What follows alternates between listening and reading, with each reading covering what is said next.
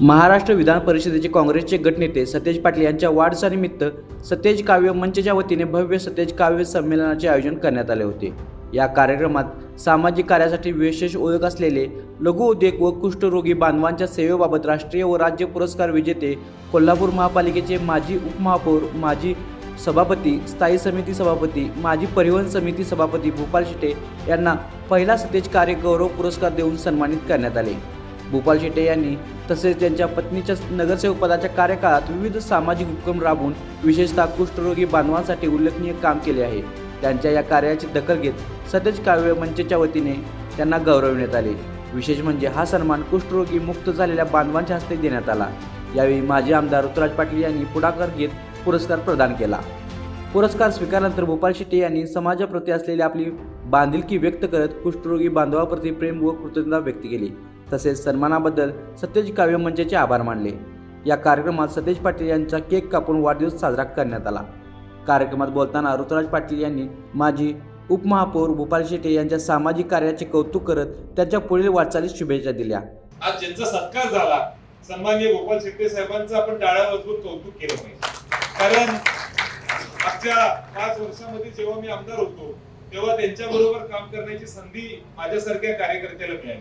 ते सिनियर आहात, त्यांनी गेले अनेक वर्ष या क्षेत्रामध्ये काम केलेलं आहे आणि आम्ही कधीच त्या ठिकाणी विसरू शकत नाही।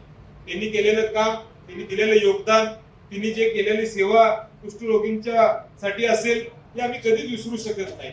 आणि मला निश्चितपणे नेहमीच कौतुक वाटतं। मला वाटते त्यांच्या मतदारसंघामध्ये जेव्हा मी बाहेर जातो तेव्हा त्यांच्या वॉर्डमध्ये गेल्यानंतर ते मला नेहमी हमखास मला वाटते कुष्ठरोगींच्याकडे त्या ठिकाणी घेऊन जातात। मला सांगतात तुम्ही 10 ठिकाणी कमी जावा पण आमच्या ह्या भागामध्ये त्या ठिकाणी आलं पाहिजे। कारण त्यांनी केलेली सेवा ही त्यांना दाखवण्याची इच्छा का असते, कारण त्यामधून त्यांना एक समाधान आतापर्यंत मिळत आले। मगाशी मी त्यांचं भाषण ऐकत होतो, ते बोलत होते आणि ते भाषण करत असताना ते जरा भारावून गेले होते। त्यांच्या बोलण्यातून जरा मला जाणवत होतं की ते थोडे इमोशनल त्या ठिकाणी झालेले आहेत। पण खऱ्या अर्थानं त्यांनी केलेली सेवा आहे हे त्यांच्या अनेक पिढ्यांपासून त्यांनी केलेली सेवा आहे ते कधीच त्या ठिकाणी बोलून दाखवत नाहीत। पण मला वाटते आज आम्हाला त्या गोष्टी सगळ्या ऐकायला मिळाल्या, पण एक समाधान वाटतं। कारण या समाजानं आपल्याला दिलेल्या ज्या गोष्टी आहेत त्याला परतफेड कुठेतरी केली पाहिजे। मला निश्चितपणे शेटे साहेब सांगायचं आहे की आपण नेहमी म्हणत असतो की कुठली गोष्ट शक्य नसती, शक्य करायचं सामर्थ्य आपल्यामध्ये असलं पाहिजे आणि ते तुमच्यामध्ये आहे। म्हणून आज खऱ्या अर्थानं तुम्ही या सर्वांची सेवा या ठिकाणी करू शकला। तुमची येणारी पुढची पिढी देखील प्रसाद असेल, तुमच्या घरातले सर्व घटक असतील हे देखील ही परंपरा पुढे चालू ठेवतील अशी अपेक्षा या माध्यमातून करतो।